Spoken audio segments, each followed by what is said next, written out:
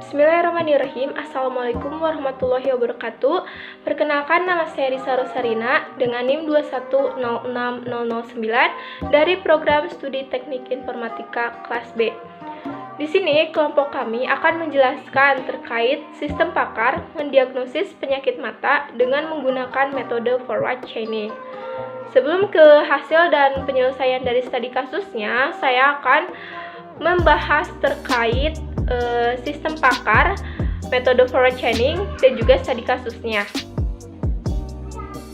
Nah, dapat kita lihat di sebelah kanan ada sketsa atau gambaran dari sistem pakarnya. Apa itu sistem pakar? Sistem pakar adalah sistem komputer yang ditujukan untuk meniru semua aspek kemampuan pengambilan keputusan seorang pakar. Sistem pakar memanfaatkan secara maksimal pengetahuan khusus selayaknya seorang pakar untuk memecahkan masalah. Selanjutnya adalah metode forward chaining. Di sebelah kanan juga terdapat sebuah gambar atau sketsa dari metode forward chaining tersebut. Forward chaining adalah teknik pencarian yang dimulai dengan fakta yang diketahui, kemudian mencocokkan fakta-fakta tersebut dengan bagian if-then. Lalu proses pencocokan berhenti bila tidak ada lagi rule yang bisa dieksekusi. Nah, kesimpulannya metode forward chaining adalah metode pencarian atau teknik pelacakan ke depan yang dimulai dengan informasi yang ada dan penggabungan rule untuk menghasilkan suatu kesimpulan dan juga tujuan. Nah, lanjut ke pembahasan study case-nya. Di sini kelompok kami menggunakan penyakit mata di kalangan masyarakat untuk penyelesaiannya. Mata adalah panca indera yang dimiliki manusia sebagai penglihatan.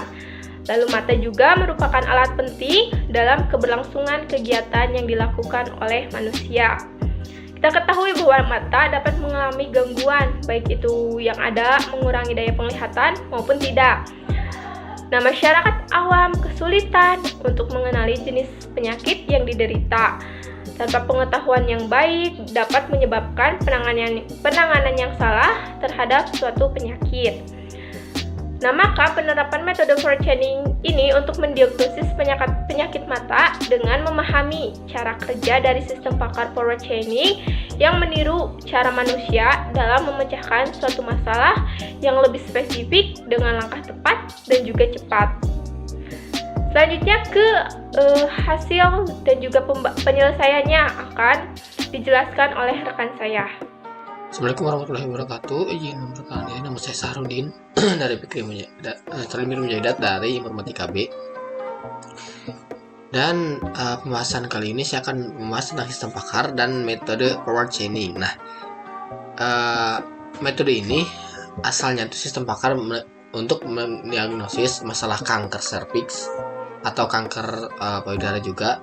Nah, tapi itu adalah referensinya. Tapi dalam pembahasan kali ini saya akan menggunakan metode forward chaining untuk mendiagnosis penyakit mata.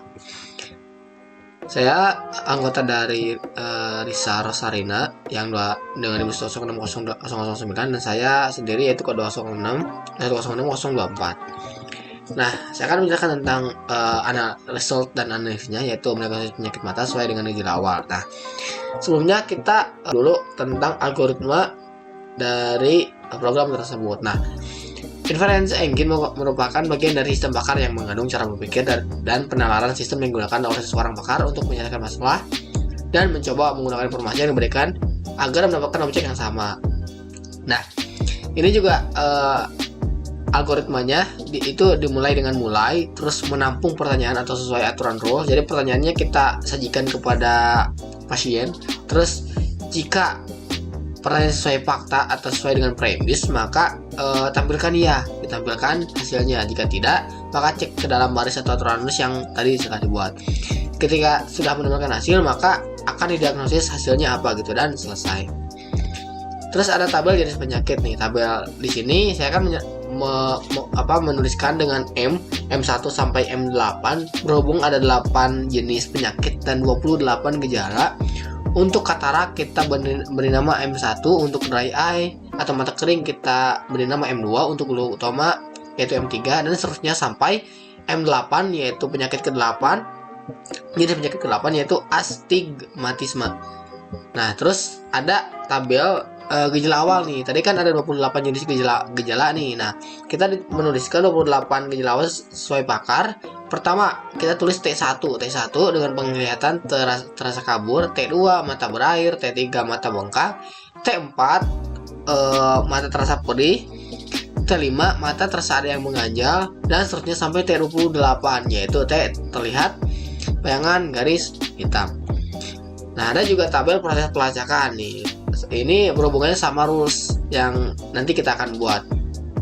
Nah, penyusunan rules kita dapat hasilnya seperti ini. Misalkan ketika kita masuk T1 memiliki gejala T8, T16 dan T28, maka dia tuh didiagnosis M1, penyakit M1. Ketika gejalanya T2 dan T20, maka penyakitnya yaitu M2 dan seterusnya sampai penyakit yang ke-8 yaitu M8. Saya akan menyontohkan nomor 8 aja, yaitu ketika gejalanya T1 atau T2 dan T27, maka penyakitnya M8. Kita lihat dari sini.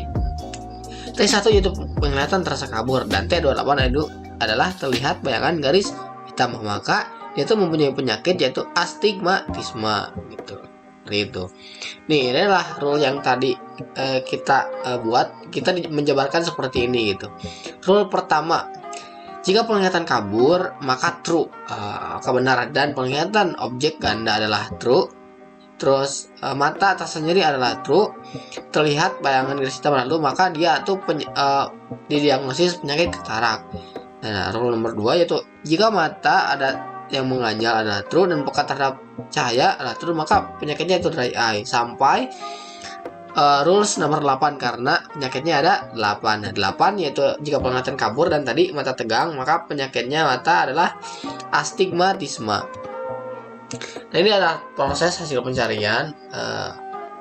Jadi kita akan mulai dengan T1, T5, T12 dengan memiliki diagnosis beberapa. Jika T1, T8, T16, T28 akan menghasilkan M1, T127 akan menghasilkan M28, T5, T27 menghasilkan M2, dan seterusnya sampai M8. Terus ada tabel hasil proses pelacakan. Nah, ini implementasi dari yang tadi. Karena kita mempunyai pasien dan ternyata pasien tersebut dengan metode forward chaining ini kita mendapatkan hasil seperti ini gitu. Jadi pasiennya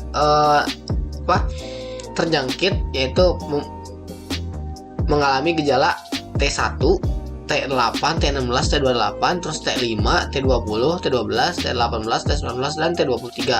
T1, T8, T16, T28, maka dia kan penyakit M1.